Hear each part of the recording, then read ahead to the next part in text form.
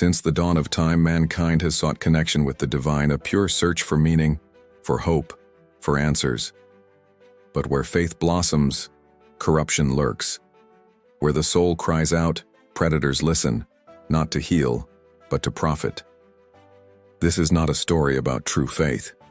This is a warning about its greatest betrayal. Across centuries, men who should guide began to sell, turning temples into markets, prayers into products, salvation into merchandise. The pastor no longer serves the people. The people now serve the pastor. Tithes no longer sustain communities. They fund private jets, mansions by the sea, golden thrones in marble cathedrals. What was once a house of prayer has become a palace of profit. And if you think this is new, think again. Even Jesus, 2,000 years ago, faced the same wolves. He drove them out of the temple. He overturned their tables and shouted, "Do not turn my Father's house into a marketplace." John 2:16. But now the money changers run the temples. They preach a gospel of wealth, promising riches, not repentance. They demand offerings, not sacrifices of the heart. Give 1,000 and receive 10,000, they say. Invest in God and watch your divine returns grow. They replace the cross with contracts, faith with formulas, love with lotteries. Behind the statistics are faces: the mother who sold everything and was left with nothing, the father who stopped buying medicine, waiting for a miracle that never came, the elder who gave their last coin and now sleeps hungry. These are not isolated stories, they are silent screams echoing across millions of lives. The Bible warned us, "Beware of false prophets who come to you in sheep's clothing but inwardly are ravenous wolves."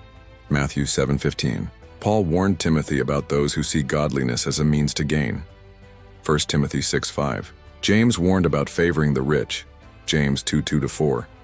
Jesus himself said, "Freely you have received, freely give." Matthew 10:8. The true gospel is not for sale. Salvation cannot be bought. Grace carries no price tag.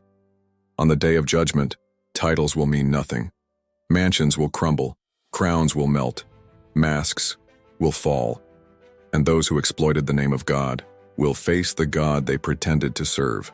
To those wounded by this deception, there is still hope. God is not like the men who misused his name.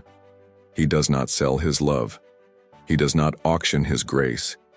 He does not demand a price for your soul. Come, all you who are thirsty, come to the waters. And you who have no money, come, buy and eat. Isaiah 55:1. You were seeking bread. They gave you stones. But the true bread of life is still waiting for you, and he is free.